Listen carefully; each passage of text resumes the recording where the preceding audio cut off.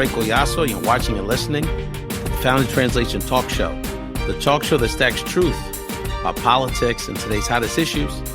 Thank you so much for joining us. And I know y'all are thinking, especially my Philly people, my Texans, say, Ray, you're really going to, first of all, you're going to spring this up on us. You don't put any emotional images out or anything like that. Y también, bro, right before the Eagle-Cowboy game, you're going to start. Let me tell you something, y'all.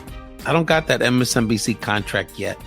I don't have a, media company funding my one of the best political and variety talk shows in the business. I stand with my squad with anybody. I got to squeeze this in when I can. And by the way, I'm also doing the work. My squad has made over 200,000 phone calls to Latinos of Pennsylvania. So we've been a little busy, and this is the only time I can squeeze this into my schedule.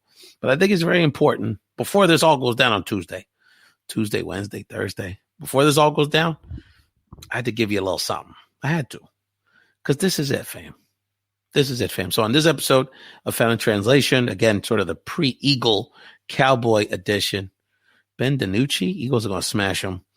I wanted to give y'all real quick 3 things. One, I want to talk to my people, my activists, my progressives, my Biden supporters that, are approaching Tuesday with wanting to believe this is the light at the end of the tunnel, but also dreading this, that this nightmare may continue for us. I also want to give a minute to Trump supporters.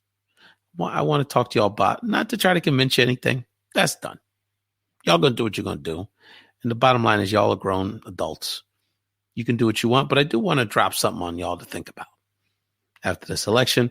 And then I'm going to get my Steve Kornacki on. I actually have an electoral map, and I want to give y'all some analysis so y'all know, okay, what's going on here? These states, electoral college is very confusing.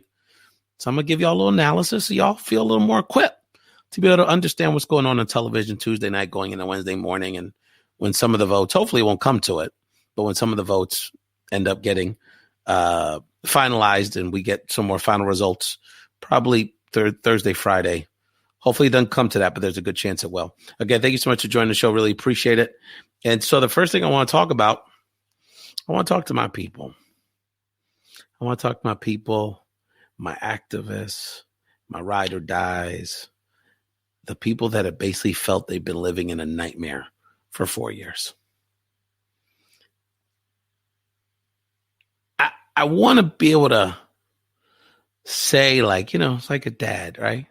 I'm a dad. I want to tell my kids, everything's going to be fine. Don't worry about it. And oftentimes you kind of get away with that. But the reality is, fam, I don't know what's going to happen. You don't know what's going to happen. Trump don't know what's going to happen. All these analysts don't know what's going to happen. I mean, in a fair fight, Biden would probably be fine. But the reality is it ain't a fair fight.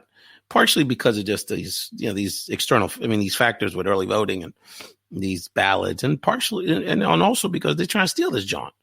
Let's keep it real. And there's myriad of court cases, none of which on the Republican side, not one, to help people vote. It's all about making it harder.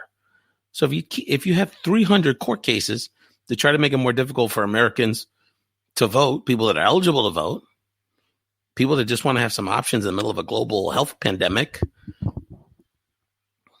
it's a problem. By the way, there's only one state that's in the how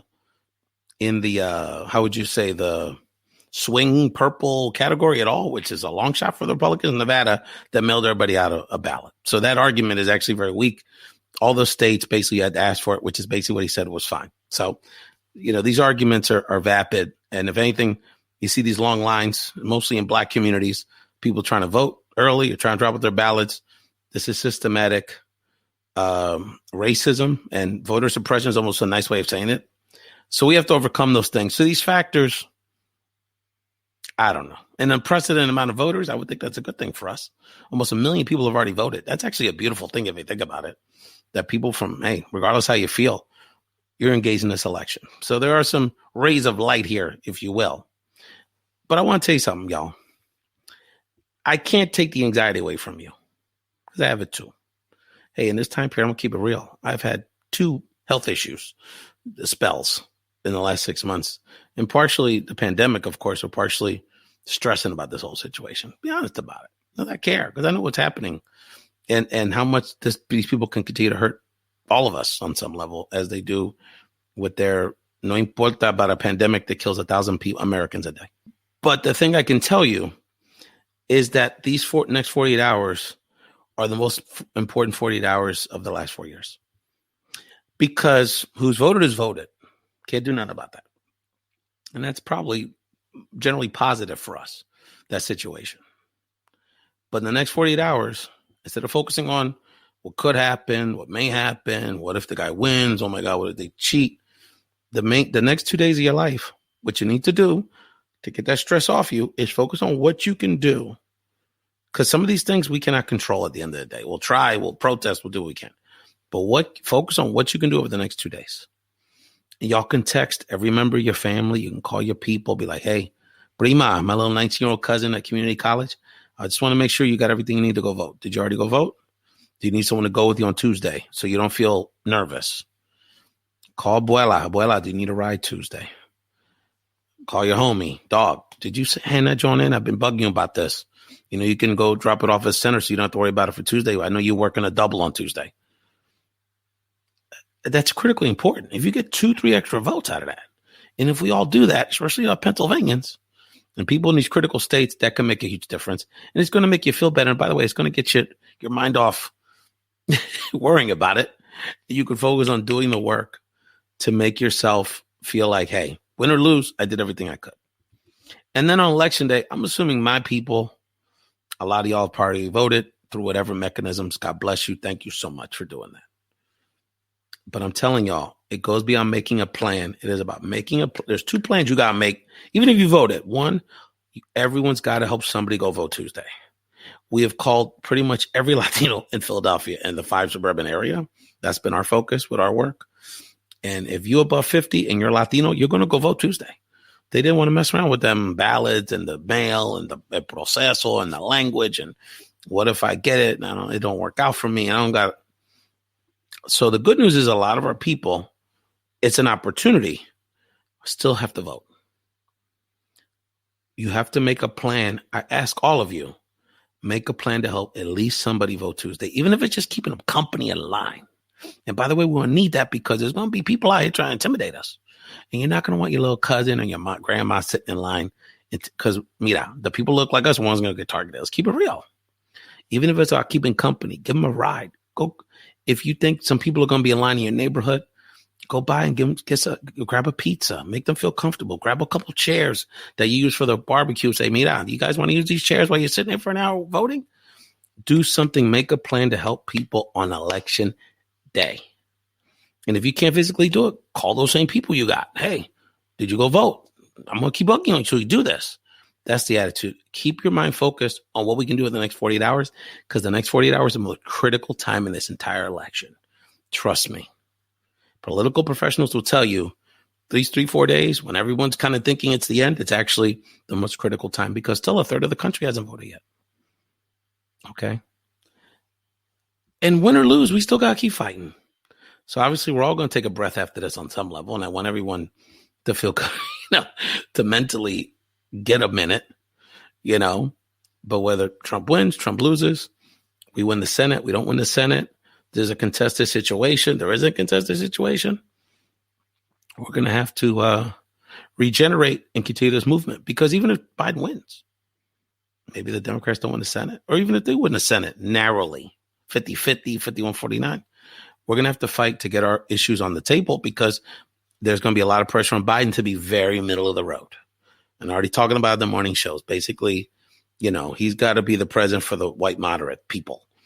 That's what they're going to push because they're going to argue, well, we're the ones that elected you because look at these numbers. And, the upper north states, however way you slice it, 85% white.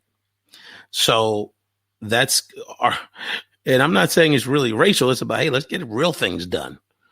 When it comes to economic development, when it comes to trying to bring some people together, try to deal with this racial situation because, to Biden's point, he has a point. If we don't get the police and the community together trying to work this out and having a conversation, the dialogue, it's not going to move because we're just going to keep arguing with each other and build that animosity. So there is a path for Biden's style to be effective, but we're going to have to continue to advocate so that he gets it moving and doesn't try to play it too safe. You listen to Ray Collazo here in Found in Translation, just giving y'all my analysis. Want to give some comfort, want to give some words of advice for my fellow activists on the more progressive side of life, or at least Democratic Party politics side of life, that, are feeling this incredible stretch. And I want people to understand that, these next 2 days are critically important. And to get your mind off the worry, just do all you can, because all you can do is what you can control. The rest of it is in other hands on some level. What I want to do now actually is play a clip, break it up here. I want to play some amazing music. For those that didn't see it, Fabiola Mendez is an incredible young Puerto Rican woman, cuatrista, the seminal instrument in Puerto Rican traditional folkloric music. She is the first person to ever graduate from the prestigious, if y'all don't know about music, fam, the Berklee College of Music in Boston is one of the greatest music universities in the world. She's the first person to ever graduate from that university with by playing the cuatro. So I want to play a clip of her recent appearance on Found in Translation Bomba Live simulcast. Then we'll come back and have a couple words, conversation with my Trump supporters. Thank you all so much, and I'll be back in a second after this incredible performance by Fabiola Mendez. Va a escuchar, pero yo sí me encontré con un pajarito pequeño que mientras iba en busca el sol se topó conmigo y a mi oído cantó esta simple melodía. Pero yo sí me encontré con un pajarito pequeño que mientras iba en busca el sol se topó conmigo y a mi oído canto esta simple melodía.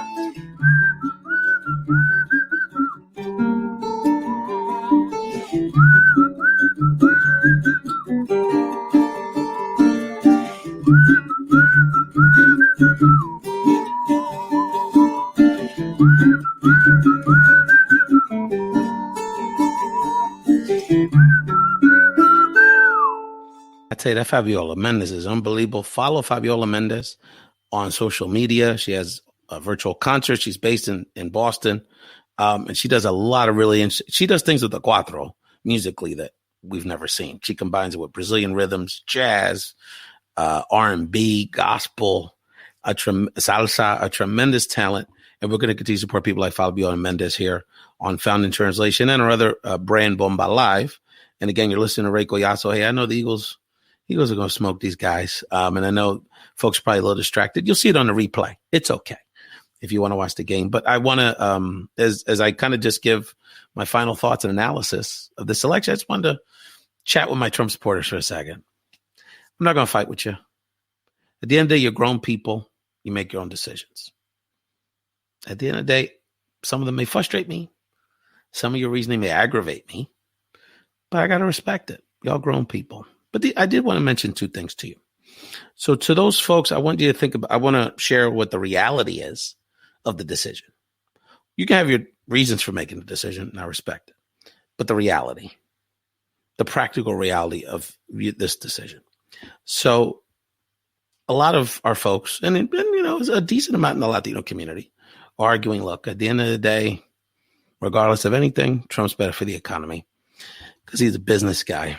I will remind you, and again, I just state facts here.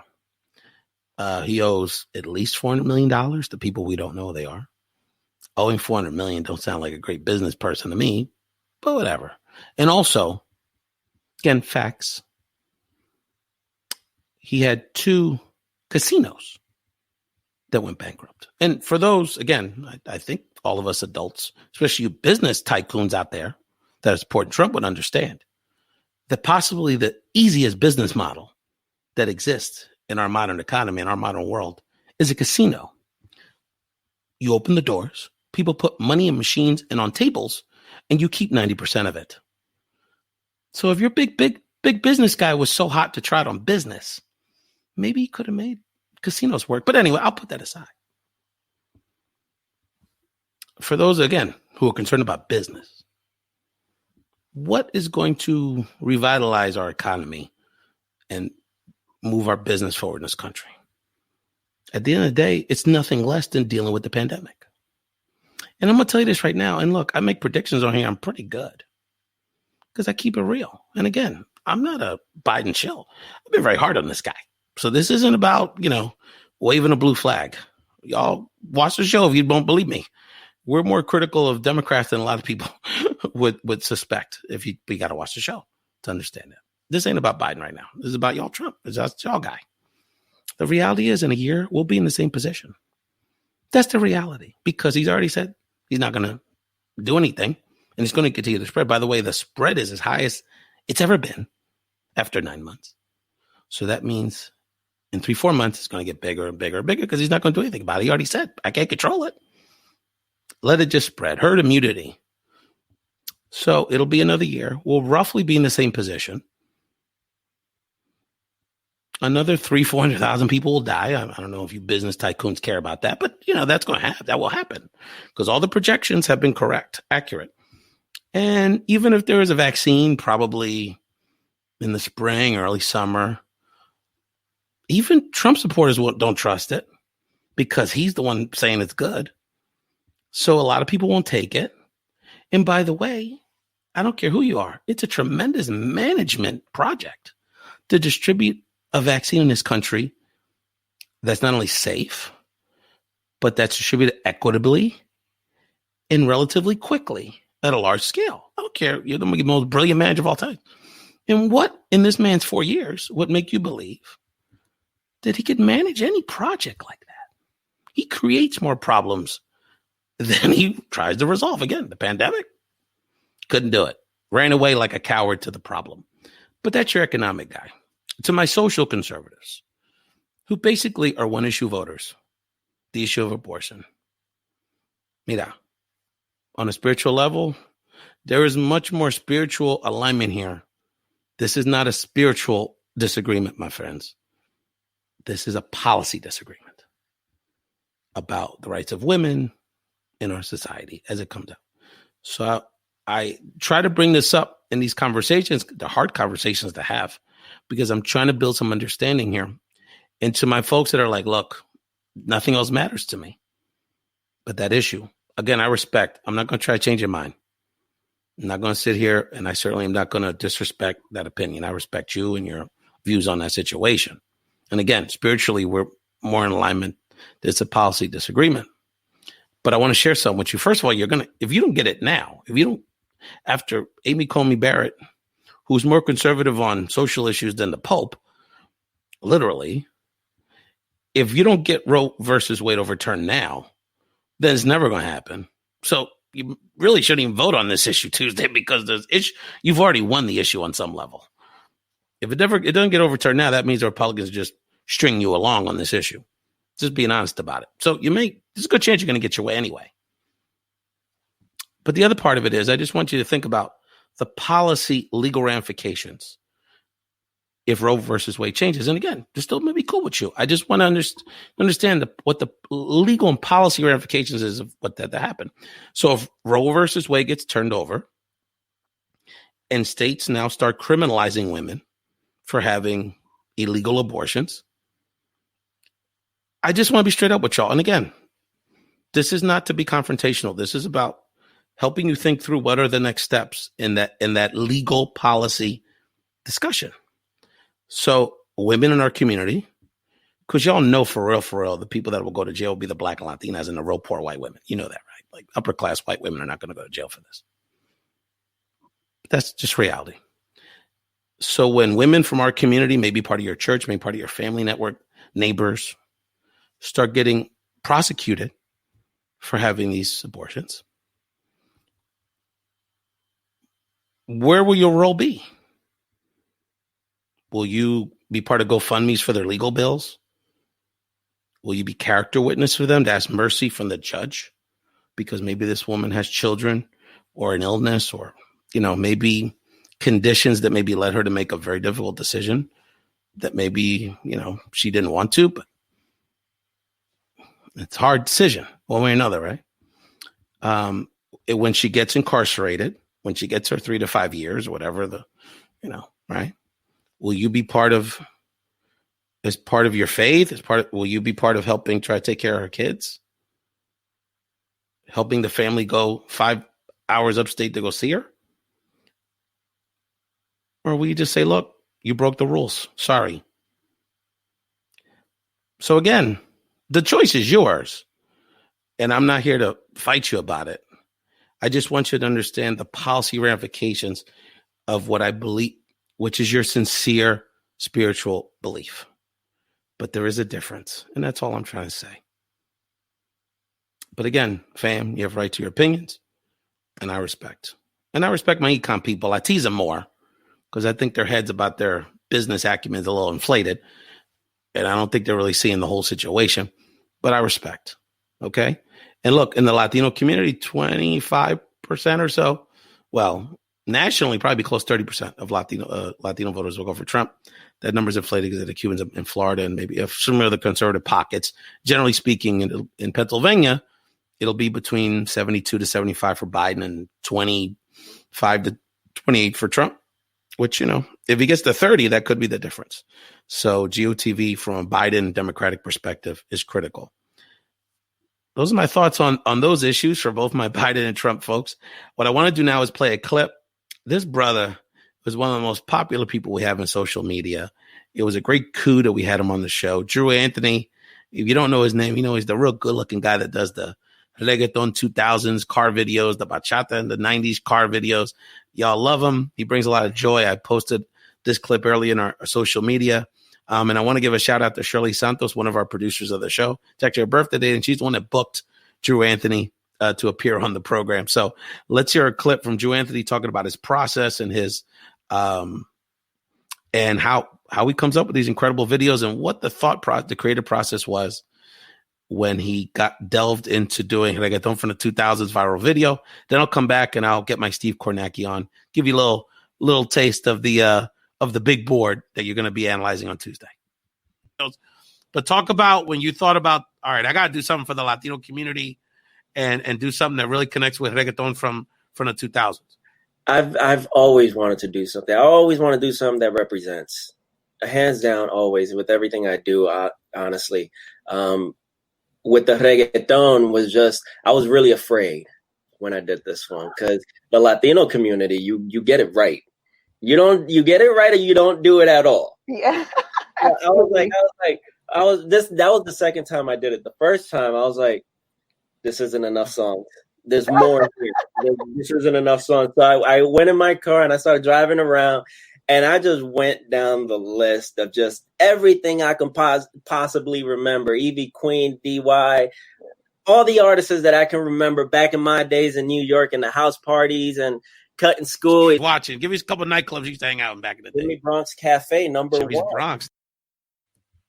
No question. Jimmy's Bronx in the house. Always love the New York party references. Thank you, Drew Anthony, for, being a big baller coming on the show. And, you continue to entertain us with your videos. I want to now, before I get into the big board, I want to share a little something. When I was a little kid, I wanted to be an astronaut. And I had the pictures teed up and I didn't download them. And I actually had an uncle who's maybe watching now in Tampa, Florida.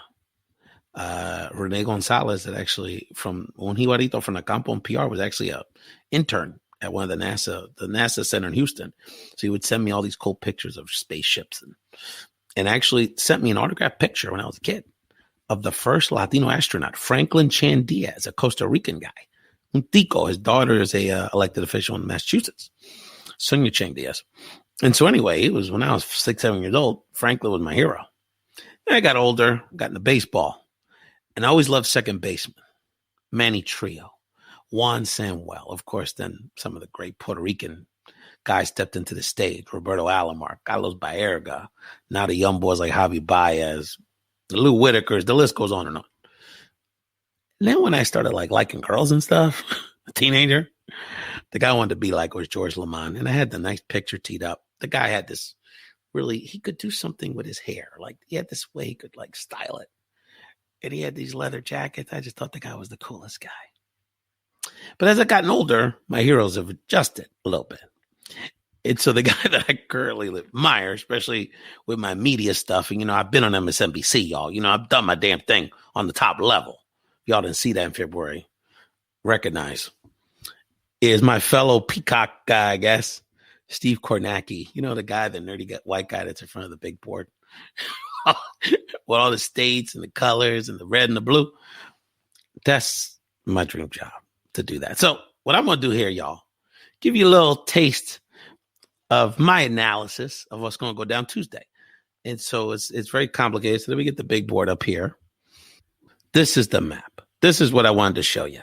Get my Steve Kornacki on. So what I'm going to do is I'm going to start with this was the map the last time Trump lost the popular vote by 2.5 million votes. He'll lose the popular vote Tuesday by 5 million plus, because he literally is not going to have any blowout victories in any big states. The biggest state he will have a clear victory in is Tennessee, which is a mid-sized state. So he's going to lose the popular vote big time. But if you look at this from even though he lost the popular vote last time, he sort of wanted I don't want to say a decisive victory, but, you know, a clear victory from an electoral college perspective. And so it was like 306 to in the 230s for then candidate Hillary Clinton. So what you see a lot on TV, you hear a lot on TV, is this concept of the blue wall, or the old blue wall, which harkens back to the old labor movement of yesteryear. That you know, basically Trump flipped in heavily white states that have a lot of, you know, white voters that, you know, his message was appealing. So I'm gonna just change those states on the map here to blue, so you can see why those states are so important. And again, you have to get 270. So I'm gonna change them to blue, just those 3 states: Pennsylvania, Michigan, and Wisconsin. And you see it flips right there. If nothing else changes on the map except those 3 states, Biden wins with 278. He's in the winner's circle. So that's why people focus so much on those 3 states. So now, let's see here. So now you're talking about a scenario where this seems easy enough, but if nothing else changes in those 3 states and Trump finds a way to win Pennsylvania, it flips over to 280 for Trump. So that's why, while all these things being equal, this is still a pretty precarious situation. So let's say, for example, he wins Pennsylvania. What are the other options? As my bird score in the background here. Well, the easiest way to take care of this, my friends, would be if Florida went to Biden. Florida goes to Biden, we can all go to sleep. And that's going to be one of the first states we're going to get word from in the night, because they actually have a culture of counting the votes promptly. So if for whatever reason, we pray to the heavens, if Biden could flip Florida, y'all can go to sleep well, because even again, as you can see, even he was to win Pennsylvania, hell, if he won Michigan in Pennsylvania, Biden still wins, all things being equal. So what do we got to look out for? And then another possibility could be, again, even if, what are the other options if Biden wins Florida? Well, of course, obviously, if Trump wins Pennsylvania, obviously Florida would be nice. But let's assume he wins a squeaker, as is anticipated. 2 southern states with large black populations, which are getting closer. By one, which the one I think I'm actually the most optimistic about, fam, North Carolina, 15 electoral votes, large black population, growing Latino population. By the way, 100,000 Puerto Ricans have moved to North Carolina just since Hurricane Maria. So that doesn't include the Puerto Ricans that live there. That doesn't include all the other Latinos. Shout out to this young man, Ricky Hurtado, is running to be the first Latino state rep in North Carolina this cycle. So North Carolina, Trump only won it by 3 percentage points the last time.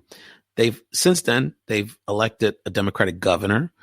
The Democratic Senate candidate, who's a mess, he keeps sexing his girlfriends, is in the lead in the polls. So again, that's another pathway for Biden. And again, that's one that's going to be called pretty early. That's when we actually know tomorrow, Tuesday night. So Florida, North Carolina, we get one of those 2, you can feel better, because look, even in this scenario, Trump wins Pennsylvania and Florida, but loses the other Midwest states. in North Carolina, we squeak it out. Another possibility, my friends, is Arizona. 11 electoral votes. So again, if we can, even if we lose Pennsylvania, we can find one or two other states in the southern areas to pick off. Biden's in the driver's seat. So the bottom line is, from a Latino perspective, let me get back up here. Okay. From a Latino perspective, we can decide some of this. Of course, Florida being the most obvious. High Puerto Rican turnout, the more progressive Latino groups, 40% of the Latino electorate in Florida will be neither Cuban or Puerto Rican. And it's a hodgepodge of, we hear about the Venezuelans, but the reality is hay más votante dominicano in Florida than the Venezuelans. And there's a whole lot of them. There's 80,000 Peruvian voters, there's 100,000 Ecuadorian voters. Nobody ever talks about the Ecuadorian vote or the Argentine vote or the Colombian vote, but they're just as significant. It all adds up, right? So, we all know the outreach for Democratic outreach and Biden's outreach for Latinos could have been a lot better. Let's keep it real. They hired some excellent people late. They came out with good policy proposals late. And the overall outreach is just beyond Biden because he had to run a primary. The Democratic Party, when Trump was starting to start this nonsense for a couple of years on Facebook, feeding the Cubanos and the other people this nonsense, we didn't have a counterpoint on that until recently. So it's going to be a challenge. But obviously, a lot of our people are doing great work, including my colleagues at Unidos U.S. Action Fund. We had 100 canvassers out in the street today, both in South and Central Florida. And there's a lot of great organizations. I can't name all of them. A lot of our friends are doing great work down there. So if Florida were to flip, a lot of that would be large Black turnout. A lot of that would be seniors that have flipped on Trump because they don't want to die and they see that this moron does not handle the coronavirus situation and is putting them in harm's way. And, we hope that, this non-Cuban Latino vote can be significant enough to help put Biden over the top. Bottom line is, though, if Florida stays with Trump and those southern states like Georgia and North Carolina stay with Trump, we got to nail Biden over Pennsylvania because he can't win it without Pennsylvania. But then it's tight. It's tight. So this is going to be very competitive. Again, I don't want to give no predictions. We're not going to know some of the final results for a few days. I don't think it's going to take weeks or anything. Arizona is another state that, again, it could end up being a Southwest state could end up being their scenarios where it comes down to them. And they may take several days to give you a final result. So the bottom line is that those are the states you'll want to keep out for. Seeing the results in Florida, North Carolina, even Ohio, which Biden has a shot of winning, which would make this a whole lot easier. If one of those states, even just one of those three states, which is going to get called relatively early on Tuesday, Ohio, North Carolina, get at Georgia in that mix, or Florida, any one of those 1-4 states Biden can get, you can go to bed pretty easy on Tuesday. If he doesn't get any of them and it comes down to votes in Pennsylvania in the next few days, then we'll have to sweat it. Unless we pick up Texas, which is a possibility. And again, that would be in large part because of minority votes and just the new Texas, people from out that didn't grow up in the state, more of a traditional urban, suburban lifestyle kind of people. Many of them move from other parts of the country, higher educated. They see what's going on. So that's my analysis. Obviously, the Latino vote in the obvious places like Arizona, Florida, and Texas, immensely important to get max turnout. And then states that aren't as obvious, including my beloved state of Pennsylvania, where even our 6 to 8% of the electorate, we can get it closer to 8, would make a humongous difference. So again, I implore my people, anything you could do to reach out to your cousins, your relatives, help them make a plan to finish voting if they already have their ballot in their hand, get them to drop that chumpy off tomorrow. And at the very least, make sure they go vote on election day at the correct place, give them a ride, double check where they got to go because some of the polling places have been consolidated, and, do everything you can. So you can go to bed knowing Tuesday night, ¿qué pasó? You did everything you could. This is it, fam. 4 years, and it comes down to this. It's been an incredible ride. Not that the show's over. We're going to continue doing this, but I do want to thank people that have encouraged us to continue the political analysis, that have appreciated our thoughts, the people that we bring to the table. We want to continue to do that. We want to diversify it, even bring more diverse voices from different political persuasions as this brand grows, and really continue these thoughtful conversations, because at the end of the day, if you're down with trying to improve everybody's life and you don't come at this with a mentality of if I get something, then you're not going to get something, and vice versa, and a mentality of abundance, there's plenty for everybody, fam. We want to break down these walls of division, these walls of hatred, is ideological polarity. We get to work, we can get this done. So Cecilia Huesca, our friend out in Arizona, the early vote in Arizona was flipping the state blue as the news was sharing the numbers last week. Cecilia, who I believe is in northern Arizona, Flagstaff, don't sleep on it. We got some people out there. Shirley Santos is just putting up prayer signs on her birthday. She just lighting candles, doing whatever she can. Happy birthday to you again, Shirley. Thank you so much for being a big part of this team. So, fam, just do everything you can. Nelly, got to give a shout out to our great friend, Nelly Jimenez. Arevalo, una venezolana. Shout out to our friends, Fernando Torres and Adelis Ferro, who had me on the Venezolanos con Biden IG this past week talking that stuff.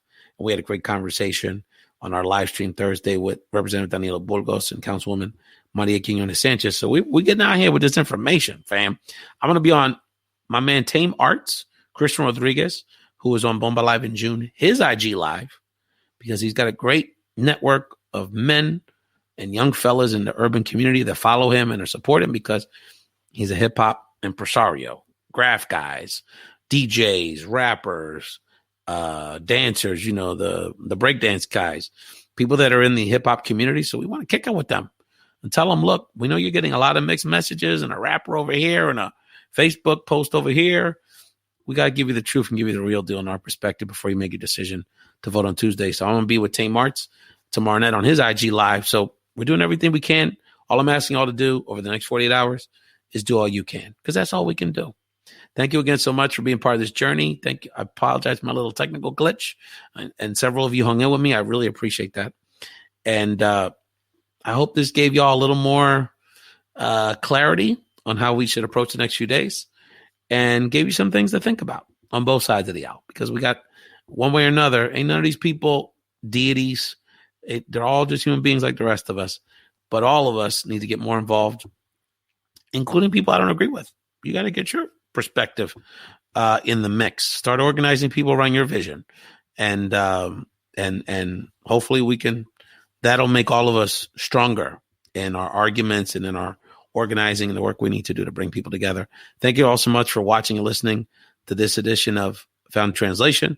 We try to stack it truth is the truth that we have, and try to keep it real for y'all, and most importantly, give you accurate information so you make your own decisions. Thank you so much. Thank you so much. Enjoy the rest of the Eagle game. Go Birds.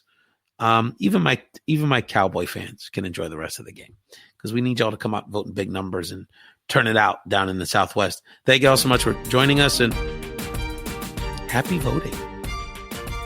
Scorpio season has arrived.